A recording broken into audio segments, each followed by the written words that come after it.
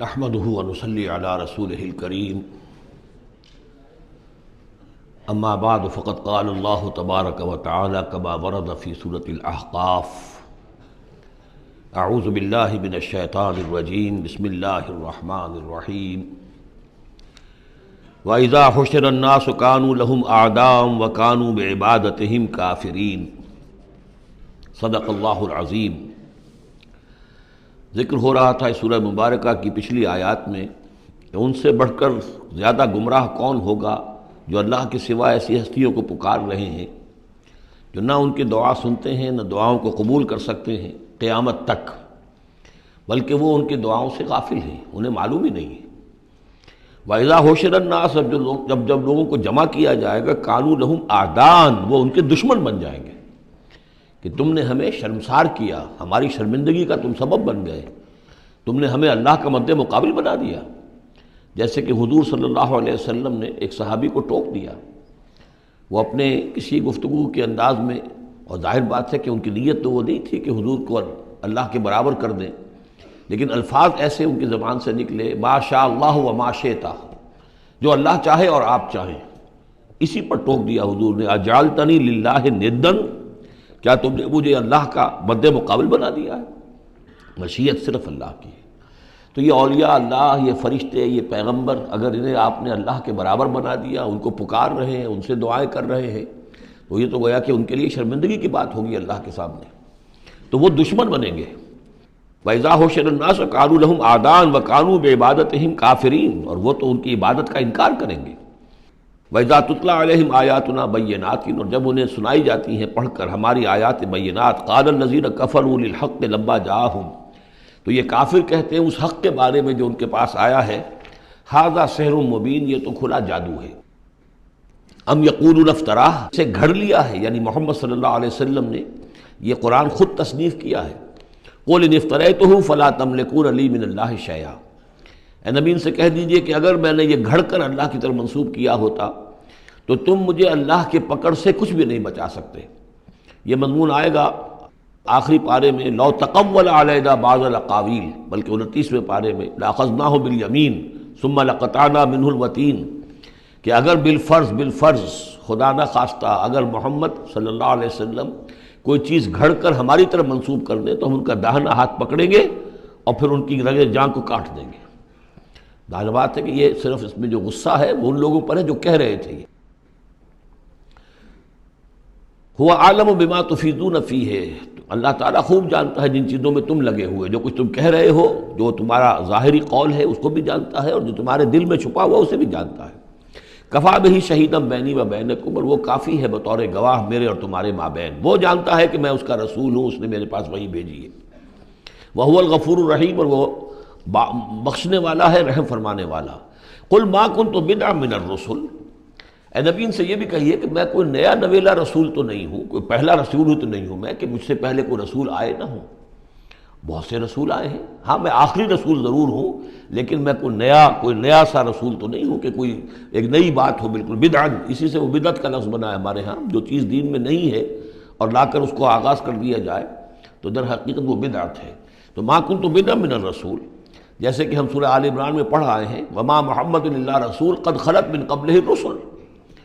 اسی طریقہ سے عیسیٰ ابن مریم کے بارے میں آیا ہے علیہ الصلوۃ والسلام کہ عیسیٰ ابن مریم کیا ہے؟ رسول، اور ان سے پہلے بہت سے رسول گزرے ہیں۔ قل ما کنت بدعا من الرسل وما ادری ما یفعل بی ولا بکم اور مجھے کچھ معلوم نہیں ہے کہ کیا کیا جائے گا میرے ساتھ اور کیا کیا جائے گا تمہارے ساتھ۔ یعنی اس سے مراد یہ نہ سمجھیے کہ حضور کو یہ معلوم نہیں تھا کہ آخرت میں میرے ساتھ کیا کیا جائے گا، وَلَلْآخِرَةُ خَيْرٌ وَأَبْقَىٰ حضور کے لیے تو یقیناً آخرت جو بہت بہتر ہے، لیکن یہ کہ ابھی کیا ہونے والا ہے، کل کیا ہونے والا ہے۔ ظاہر بات ہے کہ طائف آپ گئے تھے تو بڑی امیدیں لے کر گئے تھے نا، لیکن یہ کہ وہاں جا کر جو صورتحال ہوئی گویا کہ وہ حضور کی توقعات کے بالکل خلاف تھی۔ آپ کو تو امید تھی کہ کوئی نہ کوئی بڑا جو وہاں کا سرداروں میں سے کوئی نہ کوئی اگر مان لے گا میری بات کو تو میں پھر اپنا، چونکہ مکے میں تو اب ابو طالب کا انتقال ہو گیا اور وہی دنیاوی اعتبار سے میرے لیے پروٹیکشن کا ذریعہ تھے، لہذا اب کوئی اگر بڑا رئیس اور بڑا کوئی سردار جو ہے طائف کا وہ ایمان لے آئے تو میں اپنا یہ مرکز وہاں شفٹ کر دوں، لیکن یہ کہ وہاں وہ بات پوری نہیں ہو سکی۔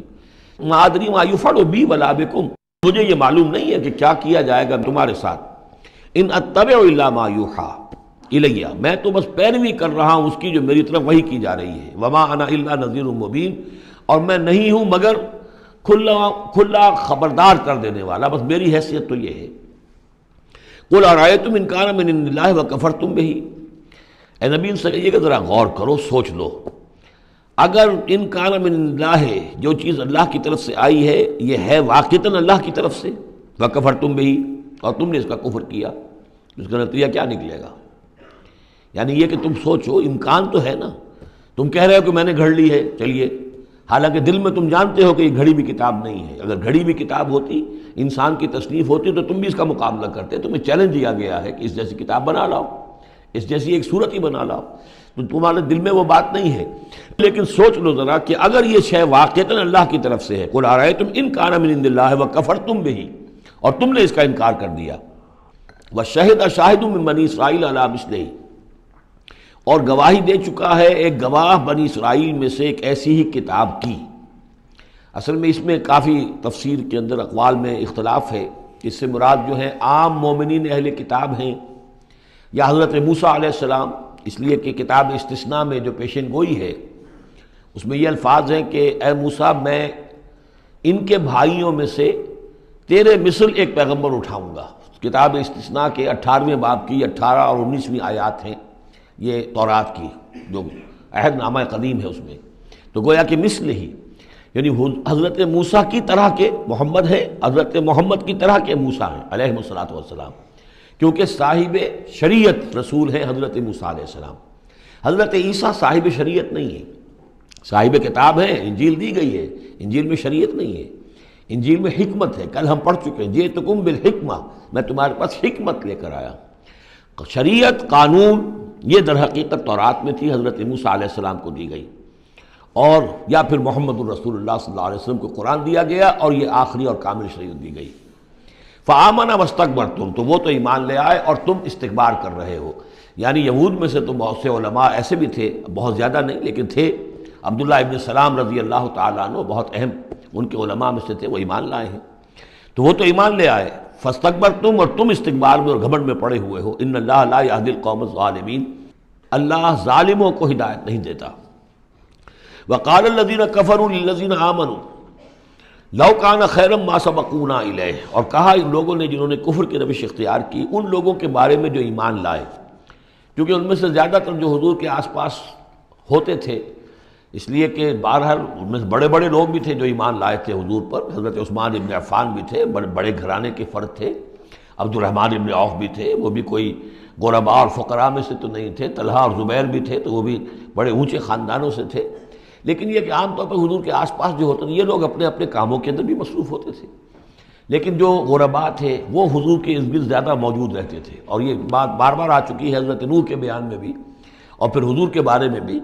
کہ اے محمد تمہارے گرد تو ہم بیٹھے ہوتے ہیں ہمارے کمی کاری لوگ، بڑے گھٹیا لوگ، ہمارے پست طبقات کے لوگ جو ہیں، کوئی غلام ہے ہمارا، کوئی اور یہاں پہ محنت مزدوری کرنے والا ہے، تو ہمارے شایان شان نہیں ہے کہ ہم آپ کے پاس آ کر بیٹھیں، یعنی ذرا ان کو اپنے سے دور کرو، جس پر کہ اللہ تعالیٰ نے کئی مرتبہ یہ فرمایا کہ اے نبی آپ ان کی بات پر نہ جائیے، اور کہیں ان اہل ایمان کو کہ جو صبح و شام اللہ کو پکارتے ہیں اور اللہ کی رضا جوئی میں لگے ہوئے ہیں، ان کو کہیں آپ اپنے سے دور نہ کر دیں، اگر ایسا آپ کریں گے تو یہ ظلم ہو جائے گا۔ لیکن بہرحال ان کا کہنا یہ تھا کہ اگر یہ لوگ جو ہیں، اگر واقعتاً یہ خیر ہوتا، لو کانا خیرن ما سبقونا، اگر یہ واقعتاً خیر ہوتا قرآن اور یہ دین، تو یہ لوگ جو ہے یہ اس پر سبقت نہ کرتے ہم سے، بڑے ہم ہیں، سمجھدار ہم ہیں، دانشور ہم ہیں، ایلیٹ آف دی سوسائٹی ہم ہیں، تو ہم نے تو پیش قدمی کی نہیں ہے، لیکن یہ لوگ پیش قدمی کر رہے ہیں، تو اس کا مطلب ہے کہ یہ بات بھی گھٹیا ہی ہے جو تم پیش کر رہے ہو، جس کو گھٹیا قسم کے لوگ قبول کر رہے ہیں۔ یہ طنز ہے اس میں چھپا ہوا۔ وقال الذین کفروا للذین آمنوا لو کان خیرا ما سبقونا وَإِذْ لَمْ يَهْتَدُوا بِهِ فَسَيَقُولُونَ هَذَا إِفْكٌ قَدِيمٌ، اور جب یہ اس قرآن کے ذریعے سے ہدایت نہیں پا رہے تو کہتے ہیں کہ یہ تو گھڑی ہوئی چیز ہے، افک ہے، پرانی شے ہے۔ وَمِن قَبْلِهِ كِتَابُ مُوسَىٰ إِمَامًا وَرَحْمَةً، حالانکہ اس سے پہلے موسیٰ کی کتاب موجود تھی اور اب بھی ہے، امامًا ورحمہ، وہ بھی رہنمائی کرنے والی ہے اور رحمت ہے۔ وَهَذَا كِتَابٌ مُصَدِّقٌ لِسَانًا عَرَبِيًّا، اور یہ کتاب نازل ہوئی ہے اس کی تصدیق کرتے ہوئے، یعنی تصدیق دونوں معنی میں، ایک تو کہ قرآن تصدیق کرتا ہے کہ تورات اللہ کی کتاب تھی، اللہ کی کتاب ہے، اگرچہ اس میں تحریف کر دی گئی ہے لیکن بہرحال اللہ کی کتاب تھی۔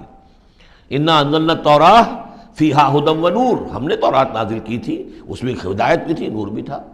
پھر انجیل کے بارے میں فیہ ھدی ونور، قرآن دونوں کی تصدیق کرتا ہے۔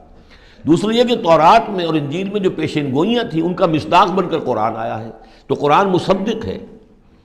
لساناً عربیًا، اور بڑی ہی عمدہ فصیح اور بلیغ عربی زبان میں ہے، لینذر الذین، تاکہ خبردار کر دیں ان لوگوں کو ظلموا جنہوں نے کہ کفر کی روش اختیار کی، خبردار کر دینے کی ذمہ داری ہے۔ اور اسی لیے یہ جو آسان زبان میں ہم نے اس کو اتارا ہے تاکہ ہر شخص تک یہ بات پہنچ جائے۔ وَبُشْرَىٰ لِلْمُحْسِنِينَ، اور جو ایمان اور اسلام اور احسان کی روش اختیار کریں ان کے لیے یہ بشارت بن جائے۔ ان الذین قالوا ربنا اللہ ثم استقاموا فلا خوف علیہم ولا هم یحزنون، یقیناً وہ لوگ، یہ وہی الفاظ آ گئے جو سورہ حامیم سجدہ میں آئے تھے، جنہوں نے کہا ہمارا رب اللہ ہے پھر اس پر جم گئے۔ اور میں نے عرض کیا تھا، وہ پھر دوبارہ عرض کر رہا ہوں کہ استقامت میں قیامت مضمر ہے۔ جنہوں نے کہا ہمارا رب اللہ ہے پھر اس پر جم گئے، یعنی پھر راضی برضائے رب رہنا، اسی پر توکل کرنا، اسی کی رضا جوئی کو اپنی زندگی کا مقصد بنانا، پھر اس کی اطاعت کرنا، اس کے احکام کی پابندی کرنا، اور اس کے جملہ جو بھی اس نے ذمہ داریاں عائد کی ان کو پورا کرنے کے لیے تن من دھن لگا دینا، یہ سب استقامت میں شامل ہے۔ استقامت کے معنی کیا ہے؟ جیسے کہ میں نے آپ کو بتایا تھا کہ حضور سے ایک صاحب نے یہ پوچھا، بلکہ کہا، فرمائش کی کہ مجھے تو کوئی ایک بات ایسی بتا دیجئے جس سے میں پلے باندھ لوں، میں زیادہ لمبی چوڑی باتیں نہیں سمجھ سکتا۔ حضور نے فرمایا، قل آمنت باللہ ثم استقم، کہو کہ میں ایمان لایا اللہ پر پھر جم جاؤ، ٹھک جائے تمہارا دل اس کے اوپر کہ واقعتاً پالن ہار وہی ہے، پروردگار وہی ہے، حاجت روا وہی ہے، مشکل کشا وہی ہے، اور وہ ہماری دعاؤں کا سننے والا وہی ہے۔ پھر یہ کہ اسی کے لیے انسان ہمتاً اپنے آپ کو وقف کر دے، ان صلاتی و نسکی و محیای و مماتی للہ رب العالمین۔ ان الذین قالوا ربنا اللہ ثم استقاموا فلا خوف علیہم ولا هم یحزنون، یہ استقامت والے جو ہیں یہ تو اولیاء اللہ ہو گئے نا۔ پھر جیسے کہ ہم نے سورہ یونس میں پڑھا تھا، الا ان اولیاء اللہ لا خوف علیہم ولا هم یحزنون الذین آمنوا وکانوا یتقون، جو ایمان لائے اور اس پر مستقیم ہو گئے، قائم ہو گئے، جازم ہو گئے، اور وہی تو اللہ کے ولی ہیں، وہی اللہ کے دوست ہیں، ان کے لیے نہ کوئی خوف ہے نہ وہ کسی حزن سے دوچار ہوں گے۔ اولئک اصحاب الجنت خالدین فیہا، وہ جنت والے لوگ ہیں، اس میں رہیں گے ہمیشہ ہمیش، جزاء بما کانوا یعملون، اور یہ جزا ہوگا ان کے اعمال کا۔ یہ بات کئی دفعہ میں نے واضح کی ہے کہ بندے کو یہ سمجھنا چاہیے، اور یہی بندے کہیں گے جنت میں داخل ہونے کے بعد بھی کہیں گے اللہ کے نیک بندے، کہ ہماری یہ طاقت نہیں تھی، صلاحیت نہیں تھی کہ ہم اپنے بل پر اور اپنے اعمال کے بل پر یہاں جنت میں داخل ہو سکتے، یہ اللہ کا فضل ہے۔ الحمدللہ الذی ہدانا لہذا وما کنا لنہتدی لولا ان ہدانا اللہ، کل شکر اس اللہ کا جس نے ہمیں یہاں داخل کیا اور ہمیں پہنچا دیا یہاں تک ہماری رہنمائی فرما دی، اور ہم ہرگز ہدایت نہ پا سکتے اگر اللہ ہی ہمیں ہدایت نہ دیتا۔ لیکن اللہ تعالیٰ بار بار کہتا ہے کہ ٹھیک ہے، لیکن یہ کہ تمہارے اعمال تھے، تم نے بھی محنت کی تھی، تم نے فیصلہ کیا تھا، اما شاکرم و اما کفورا، جو ہم نے تمہیں اختیار دے دیا تھا، تم نے ہمارے شکر گزار بندے بن کر زندگی گزارنے کا فیصلہ کیا، ہم نے قدر افزائی فرمائی، ہم نے تمہیں توفیق دی، ہم نے تمہارے راستے کی رکاوٹوں کو جو ہے آسان کر دیا، لیکن یہ کہ بہرحال تمہارا عمل اس میں شامل ہے۔ جزام بما کانوا یعملون، یہ در حقیقت بدلہ ہوگا ان کے اعمال کا۔ ووصینا الانسان بوالدیہ، تاکید کی انسان کو اس کے والدین کے بارے میں احسانہ، کہ اس کے ساتھ احسان کی روش، نیک سلوک، خدمت۔ اور اس میں بھی خاص طور پر والدہ کا معاملہ جو ہے یہ سورہ بنی اسرائیل میں بھی ہے اور یہاں بھی ہے۔ وہاں بھی آیا تھا ووصینا الانسان بوالدیہ حملتہ امہ وہنا علی وہن وفصالہ فی عامین، تو والدین میں جو ہے والدہ کا حق فائق ہے والد کے حق پر، ویسے دونوں کے ساتھ اس نے سلوک ہو، دونوں کا ادب ہو۔ وَإِمَّا يَبْلُغَنَّ عِندَكَ الْكِبَرَ أَحَدُهُمَا أَوْ كِلَاهُمَا فَلَا تَقُل لَّهُمَا أُفٍّ وَلَا تَنْهَرْهُمَا وَقُل لَّهُمَا قَوْلًا كَرِيمًا، یہ ہم پڑھ چکے ہیں۔ لیکن یہاں بھی اور وہاں بھی خاص طور پر والدہ کا، اس لیے کہ مشقت جو ہے پیدائش میں ساری کی ساری مشقت جو ہے ماں کی ہے، باپ کا کیا حصہ ہے؟ وہ تو ایک کوئی اس کی لذت کا لمحہ ہوتا ہے، وہ اس کے اندر اس نے وہ بوند ٹپکائی اور فارغ۔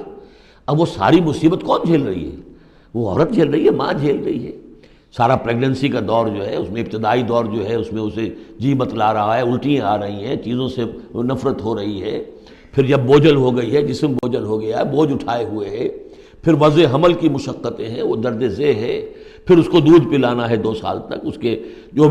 اس کو گند ہے اس کو صاف کرنا ہے، پوتڑے دھونے ہیں، یہ سارے کام کون کر رہا ہے؟ ماں کر رہی ہے۔ باپ کا تو اس میں حصہ ڈائریکٹ نہیں، انڈائریکٹ ہے کہ بہرحال وہ کمائی کرتا ہے، پرووائڈ کرتا ہے، یہ بات دوسری ہے،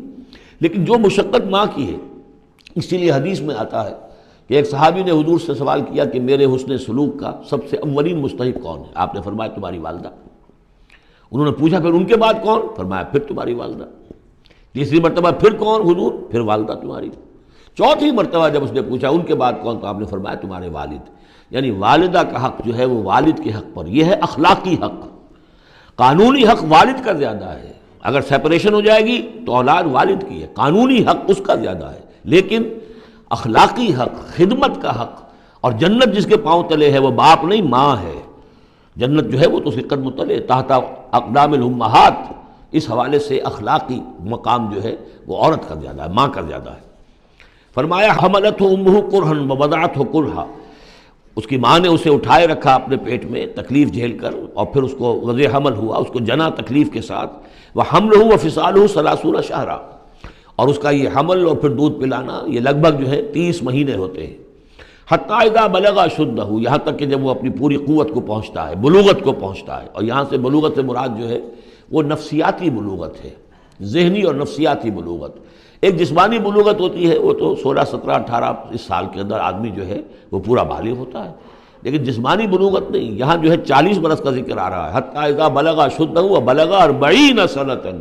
جب وہ 40 برس کا ہو جاتا ہے۔ سائیکولوجیکل میچورٹی جو ہے انسان کی وہ 40 برس کی ہے، یہی وجہ ہے کہ 40 برس ہی کی عمر میں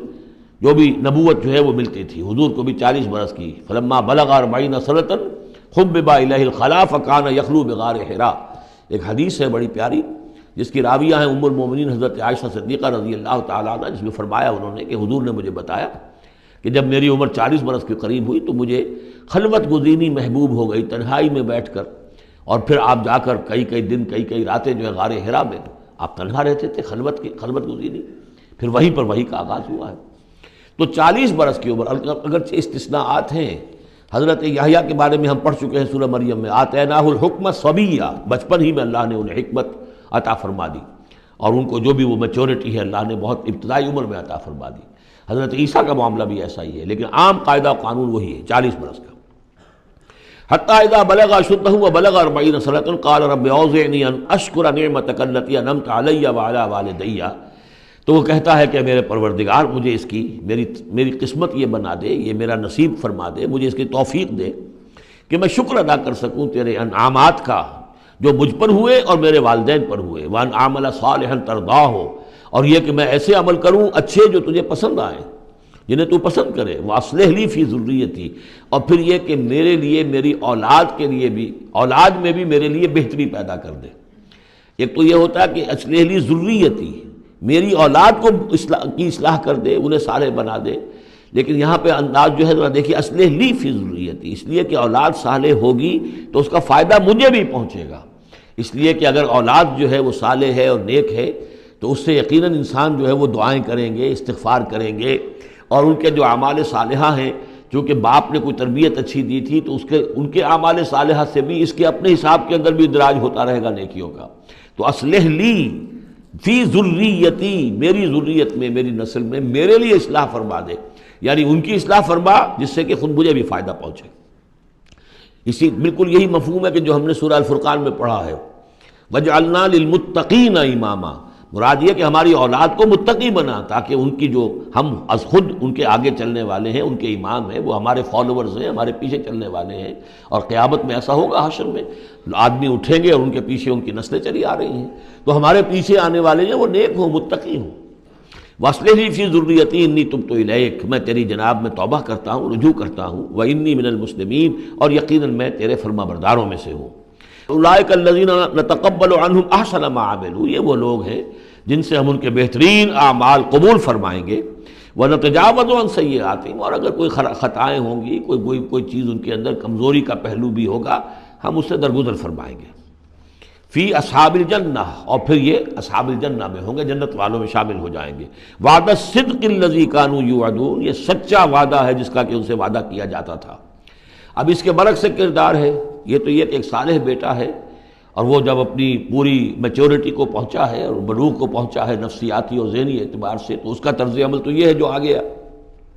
رب اوزعنی ان اشکر نعمتک التی انعمت علی وعلی والدی وان اعمل صالحا ترضاہ واصلح لی فی ذریتی۔ ایک دوسرا برعکس کردار ہے، والذی قال لوالدیہ اف لکما اتعداننی ان اخرج وقد خلت القرون من قبلی، اور وہ شخص جو اپنے والدین سے کہتا ہے، والدین مسلمان ہیں لیکن بیٹا آوارہ ہو گیا ہے یا ذہنی طور پر جو ہے وہ گمراہ ہو گیا ہے، وہ نہ آخرت کو مان رہا ہے نہ اللہ کو مان رہا ہے، کسی اور رخ پہ جا رہا ہے، تو وہ اپنے والدین سے کہتا ہے اف لکما، میں بڑا بیزار ہوں آپ سے، یہ کیا آپ لوگوں نے ڈھکوسلے تراش رکھے ہیں، یہ کیا آخرت واخرت کی آپ مجھے دھمکی دیتے رہتے ہیں، اتعداننی، کیا آپ مجھے اس بات سے ڈراتے ہیں، وعدہ دیتے ہیں، دھمکاتے ہیں، ان اخرجا، کہ مجھے نکالا جائے گا، دوبارہ زندہ کیا جائے گا، وقد خلت القرون من قبلی، مجھ سے پہلے نہ معلوم کتنی نسلیں بیت چکی ہیں، ہزارہا لوگ نسل بعد نسل ختم ہو چکے ہیں، تو میں تو ان باتوں کو ماننے والا نہیں ہوں، یہ آپ کے ڈھکوسلے ہیں، یہ پرانی باتیں ہیں، دقیانوسی باتیں ہیں۔ وَهُمَا يَسْتَغِيثَانِ اللَّهَ وَإِلَيْكَ آمَنُوا، اور وہ دونوں ماں باپ جو ہیں بیچارے وہ نیک، وہ دعائی دے رہے ہیں اللہ کی کہ اے اللہ کے بندے، وَإِلَيْكَ، تباہی ہو تیری، برخرابی ہو تیری، آمن، ایمان لا، مان ان باتوں کو، ان وعد اللہ حق، یقیناً اللہ کا وعدہ سچا ہے۔ فیقول ما ھذا الا اساطیر الاولین، وہ کہتا ہے نہیں نہیں نہیں، میں نہیں مانتا، نہیں یہ تو نقلیں ہیں، پرانی کہانیاں ہیں جو پچھلوں سے نقل ہوتی چلی آ رہی ہیں۔ اولئک الذین حق علیہم القول، یہ وہ لوگ ہیں کہ جن پر اللہ کی بات سچی ہو گئی، یعنی مستحق ہو گئے اللہ کے کلمہ عذاب کے، فی قد خلت من قبلہم، اور انہی قوموں کے اندر وہ بھی پھر شامل کر دیے جائیں گے جو ان سے پہلے گزر چکی ہیں، من الجن والانس، جنات میں سے بھی اور انسانوں میں سے بھی، انہم کانوا خاسرین، یقیناً وہی لوگ ہیں خسارے والے، برباد ہونے والے۔ وَلِكُلٍّ دَرَجَاتٌ مِّمَّا عَمِلُوا، اور سب کے لیے درجے اور مقامات معین ہوں گے ان کے اعمال کے اعتبار سے۔ وَلِيُوَفِّيَهُمْ، اور تاکہ اللہ تعالیٰ پورا ان کے اعمال، وَلِيُوَفِّيَهُمْ أَعْمَالَهُمْ وَهُمْ لَا يُظْلَمُونَ، پورا ان کو دے دے گا ان کے اعمال کا بدلہ، اور ان پر کوئی ظلم نہیں ہوگا، کوئی حق تلفی نہیں ہوگی۔ وَيَوْمَ يُعْرَضُ الَّذِينَ كَفَرُوا عَلَى النَّارِ، اور جس دن کہ یہ کافر پیش کیے جائیں گے آگ پر، اور اس وقت ان سے کہا جائے گا اذهبتم طیباتکم فی حیاتکم الدنیا واستمتعتم بها، دیکھو بھائی تم نے اپنے جو مزے لینے تھے، لوٹنے تھے، عیش کرنے تھے، وہ تم دنیا کی زندگی میں کر چکے ہو، تم نے وہاں حرام خوریاں کی، حلال اور حرام کی تمیز کو ختم کیا، تم نے وہاں عیش کیے، اذهبتم طیباتکم، اپنی مزے کی چیزیں جو ہے وہ تم لے جا چکے، فی حیاتکم الدنیا، تم اپنی دنیا کی زندگی میں، واستمتعتم بها، اور اس سے تم نے بہت فائدہ اٹھا لیا۔ فَالْيَوْمَ تُجْزَوْنَ عَذَابَ الْهُونِ بِمَا كُنْتُمْ تَسْتَكْبِرُونَ فِي الْأَرْضِ بِغَيْرِ الْحَقِّ، تو آج اب تمہیں بہت ہی اہانت آمیز عذاب دیا جائے گا، ذلت کا عذاب، بسبب اس تکبر کے جو تم کرتے رہے ہوئے زمین میں ناحق، وَبِمَا كُنْتُمْ تَفْسُقُونَ، اور جو تم نے وہاں پر نافرمانیاں کی ہیں اور ہمارے احکام کو توڑا ہے۔ وَاذْكُرْ أَخَا عَاد، اور ذرا تذکرہ کیجئے اخا عاد قوم عاد کے بھائی کا، یعنی حضرت ہود علیہ السلام، اذ انذر قومہ بالاحقاف، جب کہ انہوں نے اپنی قوم کو خبردار کیا احقاف میں، یہ احقاف کا علاقہ تھا بالکل جنوبی ساحل جو ہے عرب کا، جزیرہ نما عرب کا، اس کے ساتھ، اور اب وہاں پر بہت ہی سخت قسم کا، وہ بدترین قسم کا صحرا ہے احقاف۔ وقد خلت النذر من بین یدیہ ومن خلفہ، ان سے پہلے بھی ان کے سامنے بھی اور بہت سے خبردار کرنے والے آئے تھے۔ یہ میں نے عرض کیا تھا کہ انبیاء متعدد آ کر پھر آخری کوئی رسول آتا تھا کہ جو پھر آخری اتمام حجت کرتا تھا۔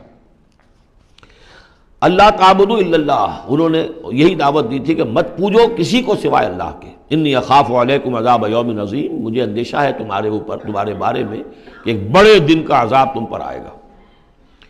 قالوا اجئتنا لتافکنا عن آلہتنا، انہوں نے کہا کہ کیا تم اس لیے آئے ہو اے ہود کہ تم ہمیں اپنے ان معبودوں سے برگشتہ کر دو؟ فاتنا بما تعدنا ان کنت من الصادقین، تو اگر تم سچے ہو تو جس عذاب کی دھمکی ہمیں دے رہے وہ لے آؤ۔ قال انما العلم عند اللہ، انہوں نے کہا کہ اس کا علم تو اللہ کے پاس ہے، کل علم اللہ کے پاس ہے، وہ عذاب آئے گا، کب آئے گا، کس صورت میں آئے گا میں نہیں جانتا، وہ اللہ جانتا ہے۔ وَأُبَلِّغُكُم مَّا أُرْسِلْتُ بِهِ، اور میں تو تمہیں پہنچا رہا ہوں وہ جو اس نے مجھے دے کر بھیجا ہے، جو پیغام اس نے دیا میں پہنچا رہا ہوں، میرا کام انذار ہے، ابلاغ ہے، پہنچا دینا ہے، واضح کر دینا ہے۔ وَلَٰكِنِّي أَرَاكُمْ قَوْمًا تَجْهَلُونَ، لیکن میں دیکھ رہا ہوں کہ تم نے بہت جہالت کی روش اختیار کر لی ہے، بجائے اس کے کہ میری بات پر غور کرو، دیکھو، سوچو، دل میں اترے تو اسے قبول کرو، تم نے تو گویا کہ ادھار کھائے بیٹھے ہو اس کی نفی پر اور اس کو نہ ماننے پر، تو تم جہالت پر اتر آئے ہو۔ فلما رأوہ عارضا مستقبل اودیتہم، تو عذاب الہی جب آیا، اس کے آثار جب آئے تو وہ ایک ایسی صورت میں تھے کہ جو ہے کہ بادل آ رہے ہیں، تو جب دیکھا انہوں نے اس کو یعنی عذاب کو، رأو ہو یہ وہ عذاب کے لیے ضمیر ہے، عارضاً کہ اس کو ہم نے ایک ابر کی صورت میں بھیجا، مستقبل اودیتہم جو ان کی وادیوں کی طرف چلا آ رہا تھا، سامنے آ رہا تھا۔ قالوا ھذا عارض ممطرنا، ان کو یہ تو بادل آ گئے، ابر ہے، اب بارش ہوگی، جل تھل ہو جائیں گے، مطر آ رہی ہے۔ بل ہوا مستعجلتم بہ، نہیں یہ تو وہ شے جس کی تم نے جلدی مچائی تھی کہ لے آؤ عذاب اگر لا سکتے ہو۔ ریح فیہا عذاب علیم، وہ ایک جھکڑ تھا جس کے بارے میں آئے گا سورۃ الحاقہ میں کہ سخرھا علیہم سبع لیال و ثمانیۃ ایام، 7 رات اور 8 دن مسلسل وہ جھکڑ چلا ہے۔ ریح فیہا عذاب علیم، وہ جھکڑ ہے جس میں بہت بڑا عذاب ہے۔ تدمر کل شیء بامر ربھا، وہ ہر شے کو اپنے رب کے حکم سے اٹھا کر پٹکتی تھی، وہ ہوا جو ہے اٹھاتی تھی اور پٹکتی تھی۔ تدمر، جیسے کسی درخت کی جڑ سے اکھاڑا جائے پھر پھینک دیا جائے۔ اور وہ چونکہ تھے بھی بڑے طویل القامت لوگ، تو بڑے بڑے ستونوں کی طرح پھر پڑے تھے، کاجاد النخل خاویہ، جیسے کہ وہ کھجوروں کے تنے پڑے ہوئے ہوں زمین کے اوپر۔ تدبر کل شیء بامر ربھا فاصبحوا لا یری الا مساکنہم، پھر وہ ایسے ہو گئے کہ اب کچھ نظر نہیں آ رہا تھا سوائے ان کے مسکنوں کے، ان کے گھر نظر آ رہے ہیں، ان کی حویلیاں، ان کی بلڈنگیں، لیکن وہاں اس میں بسنے والا اب کوئی نظر نہیں آ رہا۔ کذالک نجزی القوم المجرمین، اسی طرح ہم بدلہ دیا کرتے ہیں مجرموں کی قوم کو۔ وَلَقَدْ مَكَّنَّاهُمْ فِي مَا إِن مَّكَّنَّاكُمْ فِيهِ، اب یہاں قریش سے، مکے والوں سے خطاب ہو رہا ہے، ان کو ہم نے جو تمکن عطا کیا تھا زمین میں، جو مال و اسباب دیا تھا، جو طاقت دی تھی، فیما ان مکناکم فیہ، اس میں اتنا تمکن تمہیں ہم نے نہیں دیا، اتنی طاقت تمہارے پاس نہیں ہے۔ ان کی تہذیب، جیسا کہ میں عرض کر چکا ہوں، وہ شداد کا جو شہر تھا، اب اس کے جو ہیں باقیات وہ نظر آ چکے ہیں سیٹلائٹس کے ذریعے سے کہ زمین کے نیچے جو ہے بہت گہرے وہ موجود ہیں، جو ان کے اوپر عذاب آیا اور اس کے اوپر، لیکن وہ دبے ہوئے موجود ہیں۔ اس کے بڑے بڑے جو ہیں ستون جو بنائے تھے انہوں نے، غالباً 30 بڑے بڑے ان کی فصیل کے ساتھ جو ہے پلرز ہیں جن کو گن لیا گیا ہے، اب وہ موجود ہیں۔ یہ ساری نشانیاں اب ایک ایک کر کے ظاہر ہوں گی۔ وَلَقَدْ مَكَّنَّاهُمْ فِي مَا إِن مَّكَّنَّاكُمْ فِيهِ، ہم نے وہ چیزیں انہیں دی تھی کہ جو اے قریش تمہیں نہیں دی، ہم نے ان کو، تمہیں وہ تمکن نہیں دیا۔ وَجَعَلْنَا لَهُمْ سَمْعًا وَأَبْصَارًا وَأَفْئِدَةً، ہم نے ان کے لیے بھی، ہم نے انہیں سماعت کان بھی دیے تھے، وَأَبْصَارًا آنکھیں بھی دی تھیں، افئدہ بھی دیے تھے، دل اور عقل بھی دی تھی۔ فَمَا أَغْنَىٰ عَنْهُمْ سَمْعُهُمْ وَلَا أَبْصَارُهُمْ وَلَا أَفْئِدَتُهُمْ مِنْ شَيْءٍ، تو کچھ کام نہیں آئے ان کے، نہ تو ان کی سماعت، ان کی بصارت، نہ ان کے دل یا عقلیں، میں کسی شے میں انہیں نہیں بچا سکے۔ اذ کانوا یجحدون بآیات اللہ، جبکہ وہ انکار کرتے رہے اللہ کی آیات کا۔ وحاق بہم ما کانوا بہ یستہزئون، اور ان کو گھیر لیا اور ان پر الٹ پڑی وہی چیزیں جن کا کہ وہ مذاق اڑایا کرتے تھے۔ وَلَقَدْ أَهْلَكْنَا مَا حَوْلَكُم مِّنَ الْقُرَىٰ، اور ہم نے تو ہلاک کیا ہے بہت سی بستیوں کو جو تمہارے ہی ارد گرد آباد تھیں۔ میں وہ نقشہ بنا کے بھی آپ کو دکھا چکا ہوں کہ یہ تمام جو احقاف، یہ گویا کہ مکے کے جنوب مشرق میں تھے، سمود کا علاقہ جو ہے مکے کے شمال میں تھا، اسی شمال کے رخ پر جو ہے پھر وہ مدین کا علاقہ، اور پھر یہ کہ ادھر ڈیڈ سی کے ساتھ ساحل پر، اس کے بھی اب حال ہی میں خبر آئی ہے کہ اس کے بھی جو کھنڈرات وغیرہ ہیں وہ بحیرہ مردار، اس کے اندر پانی کے نیچے وہ موجود ہیں، ابھی ان کی تلاش ہو گئی ہے، وہ معلوم ہو گئے ہیں، انکشاف ہو گیا ہے۔ تو فرمایا وَلَقَدْ أَهْلَكْنَا مَا حَوْلَكُم مِّنَ الْقُرَىٰ، ہم نے بہت سی بستیوں کو، شہروں کو ہلاک کیا جو تمہارے ارد گرد ہی تھی۔ وَصَرَّفْنَا الْآيَاتِ لَعَلَّهُمْ يَرْجِعُونَ، اور اسی طرح ہم نے پھیر پھیر کر ان کو یہ آیات اپنی سنائی ہے تاکہ وہ رجوع کریں، پلٹیں، لوٹیں۔ فَلَوْلَا نَصَرَهُمُ الَّذِينَ اتَّخَذُوا مِن دُونِ اللَّهِ قُرْبَانًا آلِهَةً، تو کیوں نہ مدد کی ان کی ان ہستیوں نے جنہیں انہوں نے اللہ کے سوا سمجھا تھا کہ یہ معبود ہیں جو اللہ کی طرف، ہم اللہ سے ہمیں قریب کر دیں گے، ہمیں تقرب الی اللہ کا ہمارا ضرورت، ہمیں جو ہے وہ درجے حاصل کر دیں گے، اس کا ذریعہ بن جائیں گے۔ بل ضلوا عنہم، جب وہ عذاب کا وقت آیا وہ سب گم ہو گئے، ہوا ہو گئے، خواب تھا جو کچھ کو دیکھا، جو سنا افسانہ تھا۔ وذالک افکہم، یہ تو اصل میں ان کی من گھڑت باتیں تھیں، ان میں حقیقت تو تھی ہی نہیں۔ وما کانوا یفترون، اور جو کچھ بھی افطرا وہ کر رہے تھے وہ تھا۔ وَإِذْ صَرَفْنَا، اب وہ واقعہ آ رہا ہے جس کا میں نے آج شروع میں تذکرہ کیا تھا، اور حضور صلی اللہ علیہ وسلم، اور یہ واقعہ جو ہے جب کہ حضور گئے تھے طائف، اور طائف سے جب واپس آ رہے تھے تو آپ نے نخلہ، ایک مقام ہے وادی نخلہ، اس میں چند دن قیام کیا مکے جانے سے پہلے، اور چونکہ دل گرفتہ تو بہت تھی جب آپ طائف سے واپس آئے ہیں، طائف میں جو کچھ بیتی تھی وہ آپ کو معلوم ہے۔ بہرحال وہاں آپ فجر کے وقت ایک روز نماز فجر کی پڑھ رہے تھے اور قرآن مجید پڑھ رہے تھے، اس میں قرآن الفجر ہم پڑھ آئے ہیں، فجر کی نماز میں طویل قرات ہوتی ہے، تو ایک امام ایک مقتدی، امام تھے حضور صلی اللہ علیہ وسلم، مقتدی تھے حضرت زید بن حارثہ، آپ کے منہ بولے بیٹے، آپ کے آزاد شدہ غلام۔ اس وقت یہ ہے کہ وہاں سے گزر ہوا کچھ جنوں کی ایک جماعت کا، اور وہ ٹھہر گئے، ٹھٹک کر کھڑے ہوئے، اور وہ سنتے رہے قرآن، حضور پڑھ رہے ہیں وہ سن رہے ہیں، تو اس پر وہ ایمان لائے، اور پھر جا کر اپنی قوم میں انہوں نے فوراً تبلیغ شروع کر دی۔ تو یہ بات ہمارے لیے بڑی عبرت کی بات ہے کہ جنات کی ایک جماعت نے ایک ہی دفعہ قرآن سنا، ایمان بھی لے آئے اور فوراً مبلغ بن گئے اس کے، لیکن ہم جو ہے سنتے ہیں اور ایک کان سے سن کر دوسرے کان سے نکال دیتے ہیں، ہماری زندگیوں میں کوئی تبدیلی نہیں آتی۔ تو بڑا قابل غور ہے یہ مقام قرآن مجید کا۔ وَإِذْ صَرَفْنَا إِلَيْكَ نَفَرًا مِنَ الْجِنِّ، اور جب کہ ہم نے آپ کی طرف متوجہ کر دیا اے نبی جنوں کی ایک جماعت کو، یستمعون القرآن، کہ وہ قرآن سننے لگے، فلما حضروہ، جب وہاں وہ پہنچے، قالوا انصتوا، انہوں نے کہا چپ ہو جاؤ، خاموش رہو، سنو، توجہ سے سنو۔ اب دیکھیے جو بات قرآن مجید میں آئی ہے وَإِذَا قُرِئَ الْقُرْآنُ فَاسْتَمِعُوا لَهُ وَأَنصِتُوا، معلوم ہوتا ہے کہ یہ وہ ان جنات میں سے تھے کہ جو طبعاً نیک تھے، شریف تھے، اس اعتبار سے ان کے اندر وہ جو مادہ تھا وہ موجود تھا، بلکہ آگے چل کر معلوم ہوگا کہ وہ حضرت موسیٰ علیہ السلام کے ماننے والے تھے، ان پر گویا کہ وہ اہل کتاب جنات تھے، تو انہوں نے جب سنا تو بڑی توجہ کے ساتھ جو ہے وہ سننے لگے، اور کہا خاموش ہو جاؤ، سنو توجہ سے۔ فلما قضیا، تو جب وہ آپ کی قرات ختم ہو گئی، وَلَّوْا إِلَىٰ قَوْمِهِمْ مُنذِرِينَ، تو فوراً اپنی قوم کی طرف پلٹے انہیں خبردار کرنے کے لیے، اور کیا کہا انہوں نے؟ قَالُوا يَا قَوْمَنَا إِنَّا سَمِعْنَا كِتَابًا أُنزِلَ مِن بَعْدِ مُوسَىٰ، معلوم ہوا موسیٰ کے ماننے والے تھے، اے ہماری قوم کے لوگوں، ہم نے کتاب سنی ہے جو نازل ہوئی ہے اب موسیٰ کے بعد، کتاب جو نازل ہوئی ہے موسیٰ کے بعد وہ قرآن ہی ہے، اگرچہ ہم مانن کہہ دیتے ہیں عرفاً، وہ انجیل کو بھی کتاب، لیکن کتاب کا لفظ میں نے بارہا آپ کو بتایا ہے کہ شریعت کے لیے آتا ہے، کتاب قوانین کے لیے آتا ہے، کتب علیکم کتب علیکم کتب علیکم، نماز بھی ہے کتابا موقوتا، عدت کے لیے آیا حتیٰ یبلغ الکتاب اجلہ، تو شریعت کے احکام کے لیے جو ہے وہ اصل میں یہ لفظ خاص ہے۔ تو تورات چونکہ شریعت کی حامل تھی، اور قرآن پھر شریعت دوسری جو آئی ہے موسیٰ کی شریعت کے بعد وہ شریعت محمدی ہے صلی اللہ علیہ وسلم، ورنہ ظاہر بات ہے کہ ان کے علم میں ہوگا کہ حضرت عیسیٰ بھی آئے اور وہ ایک کتاب تو لائے، لیکن یہ کہ اس میں شریعت نہیں۔ قالوا یا قومنا انا سمعنا کتابا انزل من بعد موسیٰ مصدقا لما بین یدیہ، اور یہ تصدیق کرتے ہوئے آئی ہے اس کی جو اس کے سامنے موجود ہے، یعنی تورات، یہدی الی الحق، اور یہ رہنمائی کر رہی ہے حق کی طرف،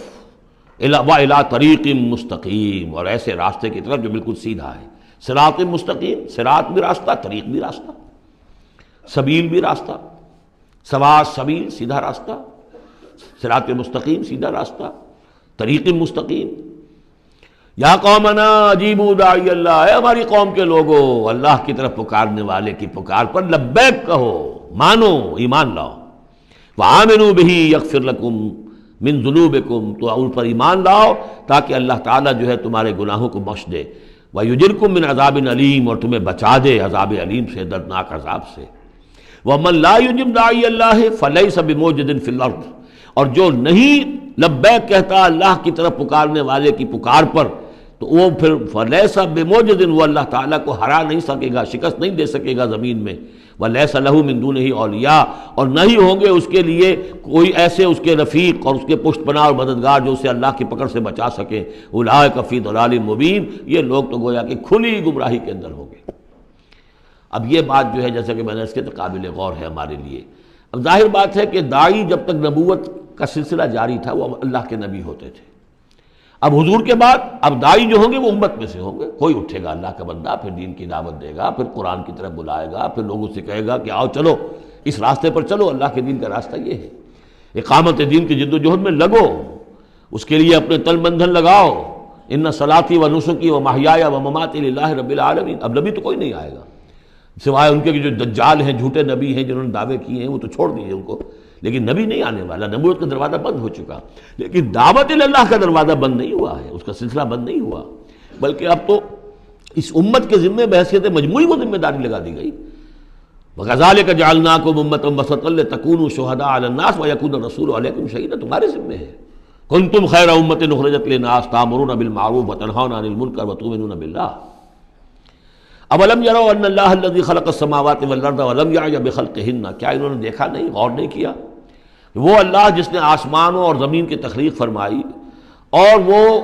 تھکا نہیں، ہارا نہیں اس سے، ان کی تخلیق سے. یعنی جیسے کہ سورہ قاف میں ہم پڑھیں گے افعینا بالخلق الاول، کیا ہم عاجز آ گئے ایک دفعہ بنانے کے بعد؟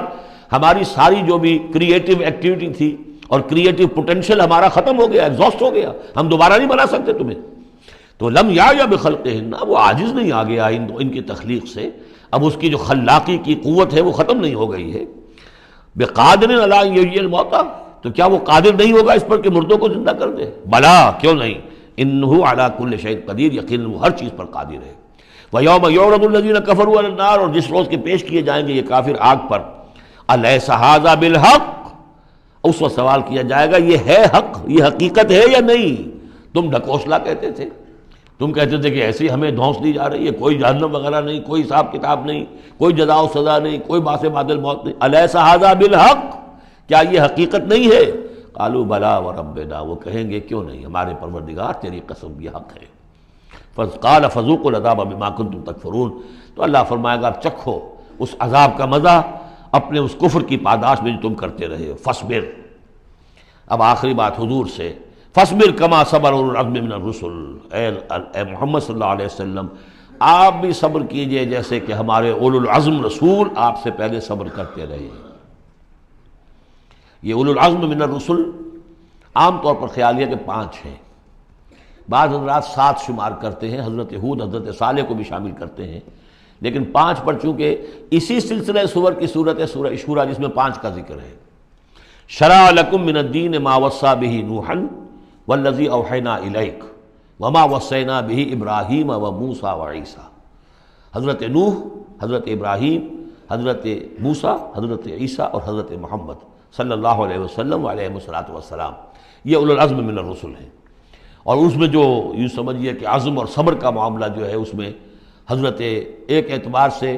حضرت نوح سب سے آگے ہے، 950 برس تک جو ہے انہیں صبر کرنا پڑا. فلبث فیہم 1000 سنۃ الا 50 عاما. اور ایک ذاتی تکلیف اس میں حضرت ایوب علیہ الصلوۃ والسلام، ان کو جو کوفت ذاتی تکلیف، بیماری، نہایت ہی تکلیف دہ بیماری، تو اس میں ان کا صبر ایوب اس اعتبار سے مشہور ہے. فاصبر کما صبر اولو العزم من الرسل، صبر کیجئے جیسے کہ ہمارے اولو العزم پیغمبر صبر کرتے رہے. ولا تستعجل لهم، اور ان کے لیے جلدی نہ کیجئے. کیا مطلب؟ یہ خیال جو کبھی شاید حضور کے دل میں بھی آ جاتا ہو، لیکن یہ کہ دوسرے مسلمانوں کے دلوں میں آنا تو بالکل قرین قیاس ہے کہ اللہ تعالیٰ ان کو پکڑتا کیوں نہیں؟ یہ کس طریقے سے بلال کو کیسے مار رہا ہے یہ امیہ ابن خلف، اللہ تعالیٰ اس کا ہاتھ چھل کیوں نہیں کر دیتا؟ وہ تو علی کل شیء قدیر ہے. اور اس قوم کو کب تک یہ مہلت دی جائے گی؟ کیوں نہیں ان پر عذاب آ جاتا جیسے کہ عذاب آیا تھا پچھلی قوموں کے اوپر؟ فرمایا نہیں، ولا تستعجل. پچھلی صورت بھی اسی پر ختم ہوئی تھی کہ اے نبی اہل ایمان سے یہ کہیے کہ ذرا ان کو ابھی معاف کریں، ابھی ان کو کچھ عرصے کے لیے، چونکہ جو ہمارا ابھی فیصلہ جو ہے وہ یہ ہے کہ ابھی وہ وقت عذاب کا نہیں آیا ہے، تو ابھی یہ ذرا درگزر کرتے رہیں. وہی بات یہاں خاص طور پر واحد کے صیغے میں خطاب کر کے حضور سے کہی جا رہی ہے. فاصبر کما صبر اولو العزم من الرسل ولا تستعجل لهم، تستعجل لهم ان کے لیے جلدی نہ کیجیے. کانہم یوم یرون ما یوعدون، جس دن کے یہ دیکھیں گے اس عذاب کو، جب عذاب آئے گا تو ایسے محسوس کریں گے لم یلبسوا الا ساعۃ من نہار، کہ نہیں رہے تھے مگر دن کی کسی ایک حصے میں، ایک گھڑی دن کی صرف. بلاغ، یہ ہے پہنچا دینا. ھذا بلاغ، لیکن ھذا یہاں پر محذوف ہو گیا. ھذا بلاغ، بلاغ یہ پہنچا دینا ہے. فہل یہلک الا القوم الفاسقون، تو ہلاک تو وہی کیے جائیں گے. کون ہلاک کیا جائے گا سوائے ان کے کہ جو نافرمان لوگ تھے. یہاں یہ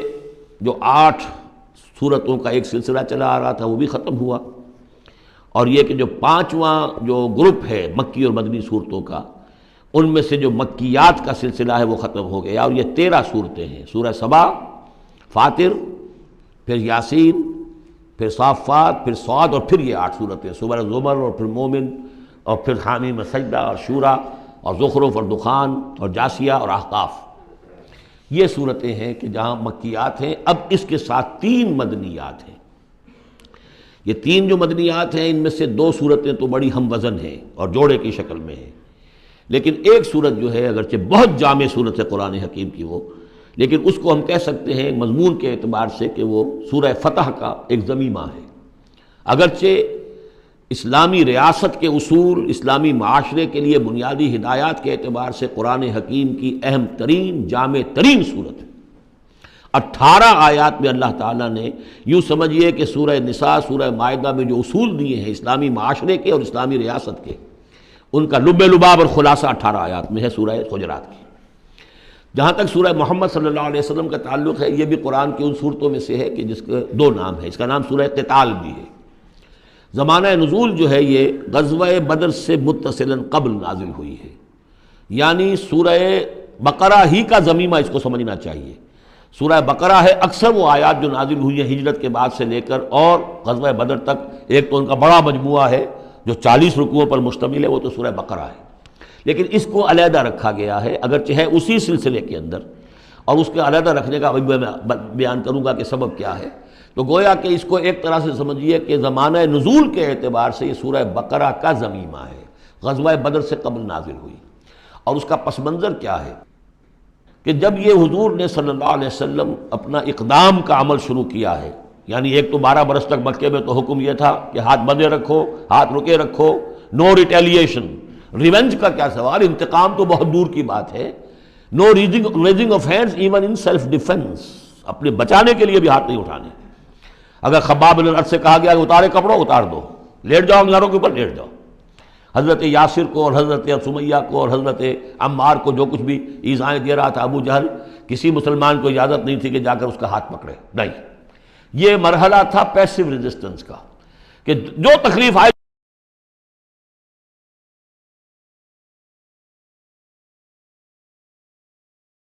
اب اقتتال کا دور شروع ہو گیا۔ لیکن یہ کہ جو منافقین تھے یا جن کے دلوں میں روگ تھا، جو اب اس جان جوکھوں میں ڈالنے کے لیے تیار نہیں تھے، وہ کچھ کہہ رہے تھے کہ آخر لڑائی بھڑائی کا کیا فائدہ ہے، یہ تو کوئی صلح سے کام کرنا چاہیے۔ یا کوئی یہ بھی کہتا ہوگا کہ گڑ دے کر مارا جا سکتا ہو تو زہر کائے کو دینا ہے، ہم اپنی دعوت و تبلیغ کے کام کو بس جاری رکھیں۔ اور یہ تو محمد نے، معاذ اللہ میں ان کی بات نقل کر رہا ہوں، یہ محمد نے خود جو ہے مہم جوئی شروع کر دی ہے کہ انہوں نے جو ہے ان کو چھیڑ چھاڑ شروع کر دی، ان کے قافلوں کا تعاقب شروع کر دیا، ان کی جو ہے وہ گویا کہ لائف لائن کے اوپر ہاتھ ڈال دیا۔ تو یہ جو حقیقت اقدام تو کر رہے ہیں یہ خود، اور اس سے گویا کہ لڑائی بھڑائی کا سلسلہ شروع ہو جائے گا۔ تو ان کے دلوں میں تو تھا روگ نفاق کا کہ وہ چاہتے نہیں تھے کہ ہمارے ایمان کا یہ امتحان ہو جائے کہ ہم سے کہا جائے کہ نکلو اللہ کی راہ میں جان ہتھیلی پر رکھ کر، لیکن وہ جو اس کی آڑ لے رہے تھے وہ کہہ رہے تھے کہ یہ لڑائی بھڑائی اور یہ جو ہے فساد، بلکہ صلح جوئی کے ساتھ معاملہ کرو۔ اور نوٹ کر لیجیے سورہ بقرہ کے دوسرے رکوع میں آیا تھا وَإِذَا قِيلَ لَهُمْ لَا تُفْسِدُوا فِي الْأَرْضِ قَالُوا إِنَّمَا نَحْنُ مُصْلِحُونَ أَلَا إِنَّهُمْ هُمُ الْمُفْسِدُونَ وَلَٰكِن لَا يَشْعُرُونَ۔ تو گویا کہ اس جو بھی ہو رہی تھی اس وقت ان کی جو ذہن کی کیفیت تھی، اس میں اللہ تعالیٰ کی طرف سے یہ سورہ مبارکہ نازل ہوئی ہے،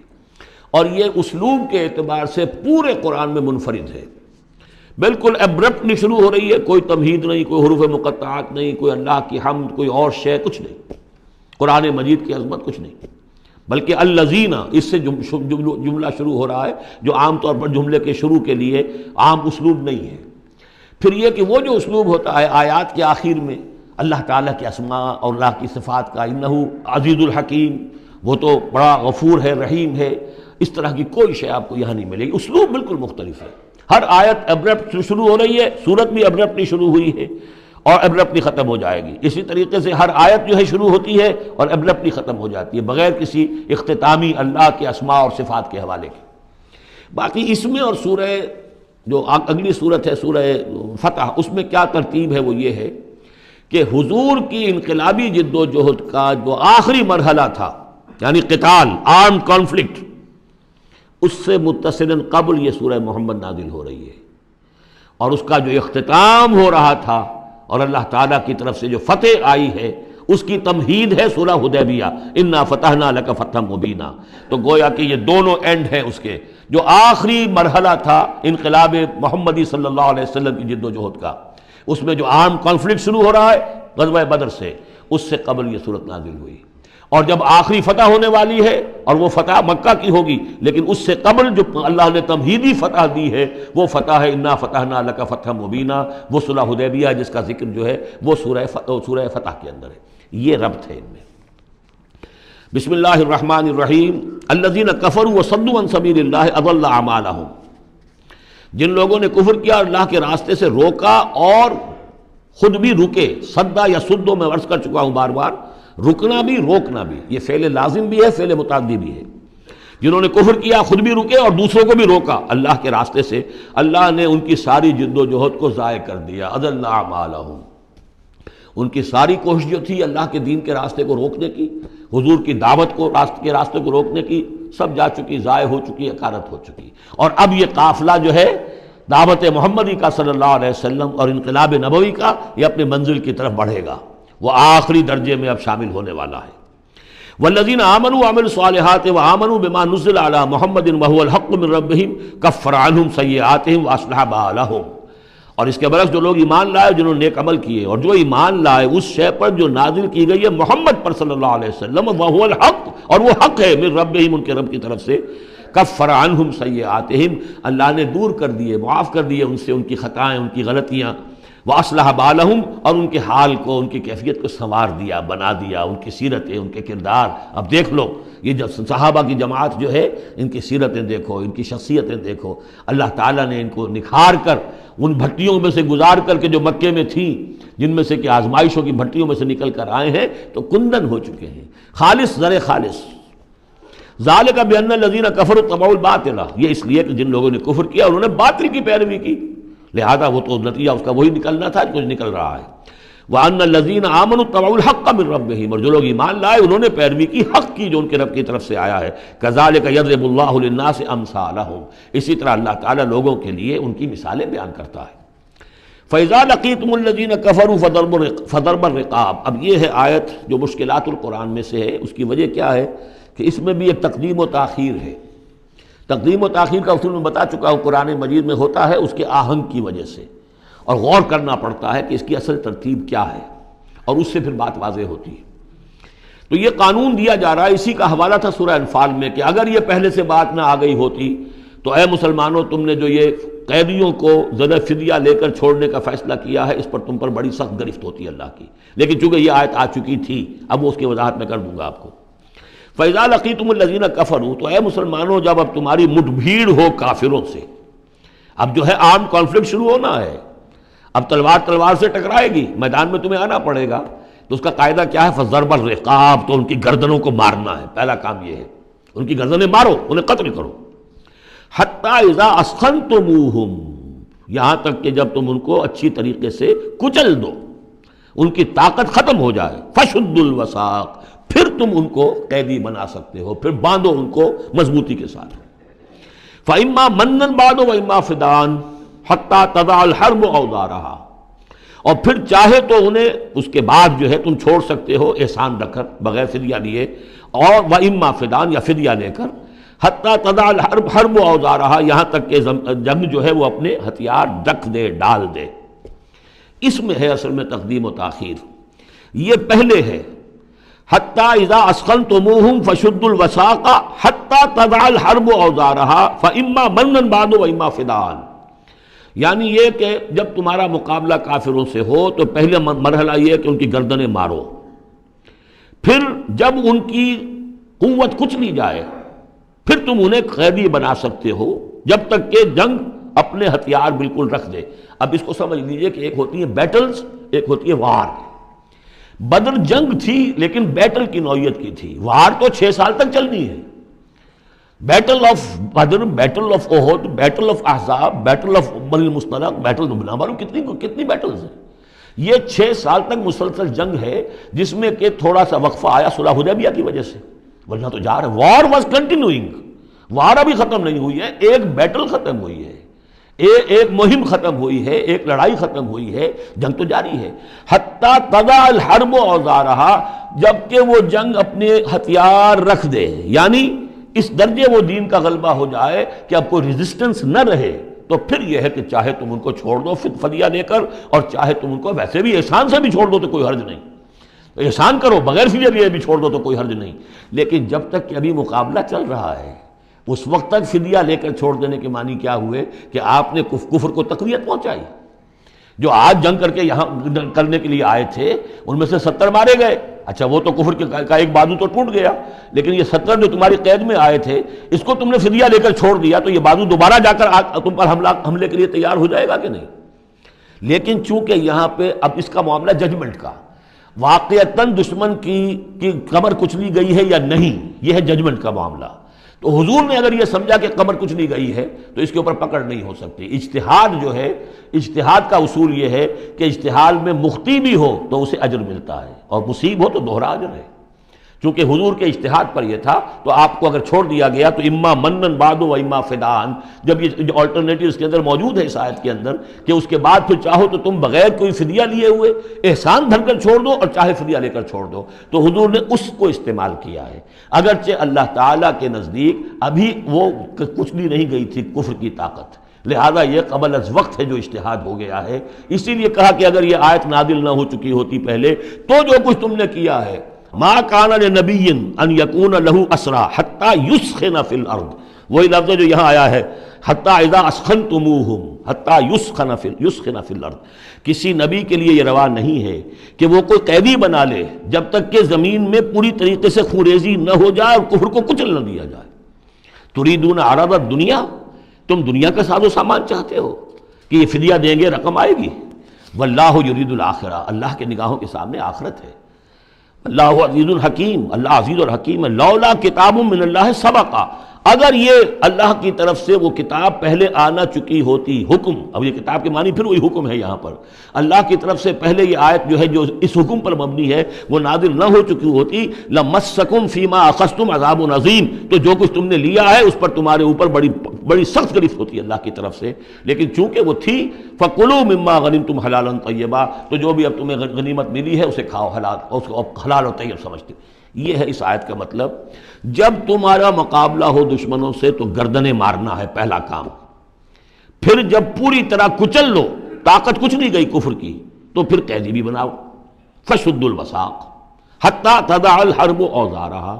جب جنگ بالکل ختم ہو جائے اور گویا کہ وہ ہتھیار ڈال دیے جنگ نے، ڈگ ڈال دیے، اب کوئی طاقت نہیں رہی کفر میں، پھر تم چاہو تو ان کو فدیہ لے کر چھوڑ دو، چاہو تو بغیر فدیہ کے بھی چھوڑ دو، کوئی بات نہیں، اب کوئی خطرہ نہیں، اس لیے کہ انقلاب آ چکا اور مستحکم ہو چکا، اب ان کا کیا کچھ نہیں ہوگا۔ حتی تضع الحرب اوزارها ذلک ولو یشاء اللہ لانتصر منہم، اللہ چاہتا تو خود ہی ان سے بدلہ لے لیتا، ان کفار سے انتقام لے لیتا، ولکن لیبلو بعضکم ببعض، اللہ تعالیٰ چاہتا تو اس 1000 کے لشکر کو آنے واحد میں ختم کر دیتا، لیکن اللہ نے تمہیں موقع دیا، تمہاری آزمائش کی، تمہارے صبر کا امتحان لیا، لیکن اللہ تعالیٰ امتحان لیتا ہے، جانچتا ہے بعض کو بعض کے ذریعے سے، وہ 1000 کے لشکر کے ذریعے سے ان 313 کے استقامت کی، ایمان اور استقامت جو ہے اس کی آزمائش ہو گئی۔ والذین قتلوا فی سبیل اللہ فلن یضل اعمالہم، اور جو لوگ اللہ کی راہ میں قتل ہو گئے تو اللہ تعالیٰ ان کے اعمال کو ضائع کرنے والا نہیں ہے، ان کے سارے اعمال کا بھرپور اجر انہیں مل جائے گا۔ سیہدیہم ویصلح بالہم، اللہ تعالیٰ ان کو راہ دے گا، پہنچا دے گا، جنت تک پہنچا دے گا، اور ان کے جو معاملہ ہوگا وہاں پہ ان کے احوال بہت اعلیٰ ہوں گے، بہت عمدہ ہوں گے۔ وَيُدْخِلُهُمُ الْجَنَّةَ عَرَّفَهَا لَهُمْ، اور داخل کرے گا انہیں اس باغات میں جو پہلے ہی انہیں پہچنوا دی ہے، بتا دیا ہے کہ اس جنت میں کیا کچھ ہوگا، وہ تو ہم بتا چکے ہیں قرآن کے اندر، اس جنت میں داخل کرے گا۔ یا ایھا الذین آمنوا ان تنصروا اللہ ینصرکم ویثبت اقدامکم، اہل ایمان اگر تم اللہ کی مدد کرو گے تو اللہ تمہاری مدد کرے گا اور تمہارے قدموں کو جما دے گا۔ یہ بہت اہم قانون ہے اللہ کا، تم اللہ کی مدد کرو گے تو اللہ مدد کرے گا، تم اللہ کے دشمنوں سے پینگیں بڑھاؤ، دوستیاں کرو، ان کی وفاداریوں کے دم بھرو، انہیں اپنا سرپرست سمجھو، انہیں اپنا حمایتی اور مددگار سمجھو، اور ساتھ ہی دعا کرو تو دعائے قنوت نازلہ چاہے سال بھر کرتے رہو گے، اللہ نہیں سنے گا تمہاری دعا۔ ڈھاکہ گیا، مشرقی پاکستان گیا، بدترین شکست آ گئی، قنوت نازلہ مکے میں بھی اور مدینے میں بھی پڑھے جا رہے تھے اور پورے پاکستان میں پڑھے جا رہے تھے، اللہ نے نہیں سنی۔ تمہاری دوستیاں کس سے؟ اللہ سے تو ہے نہیں، اللہ کے خلاف تو اعلان جنگ ہے، تمہاری ساری معیشت سود پر چل رہی ہے، تم نے اللہ کے باغیوں کو دوست بنایا ہوا، انہیں اپنا سرپرست سمجھتے ہو، انہی کی مدد پر تمہارا جو ہے سارا سہارا بھروسہ ہے۔ آ رہا تھا کوئی جہاز چل کر امریکہ کا، وہ تو نہیں آیا، تو اللہ کیوں سنے گا تمہاری بات؟ ان تنصروا اللہ ینصرکم ویثبت اقدامکم، اگر تم اللہ کی مدد کرو گے، تم اس کے اگر مخلص ہو، فرما بردار ہو، اس کے دین کا جھنڈا لے کر کھڑے ہو گئے ہو، تن من دھن اس کے لیے لگانے کو تیار ہو، اللہ مدد کرے گا اور تمہارے قدم جما دے گا۔ والذین کفروا فتعسا لہم، اور وہ لوگ جنہوں نے کفر کیا ہے ان کے لیے تو پھر ہے ان کو گویا کہ رد کر دینا، راندہ درگاہ کر دیے جائیں گے، وہ کھائیں ٹھوکریں۔ وعد اللہ اعمالہم، اللہ نے ان کے تمام اعمال کو، جد و جہد کو، کوششوں کو بالکل گمراہ کر دیا، یعنی ختم ہو گئی وہ، اور ان کا حاصل کچھ نہ ہوا۔ ذالک بانہم کرہوا ما انزل اللہ فاحبط اعمالہم، اس کی وجہ کیا ہے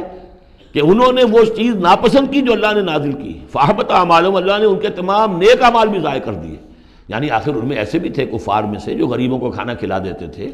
جو حاجیوں کی خدمت کرتے تھے اور سمجھتے تھے بڑی نیکی کا کام ہم کر رہے ہیں۔ یہ سورہ توبہ میں ہم پڑھ آئے ہیں، اجعلتم سقایۃ الحاج وعمارۃ المسجد الحرام، ان چیزوں کو تم نے بہت بڑی نیکیاں سمجھ رکھا ہے، لیکن یہ کہ اگر تم نے اللہ کے نازل کیے ہوئے قرآن کو ناپسند کیا ہے تو اللہ نے تمہاری ساری اعمال جو ہے حبط کر دیے۔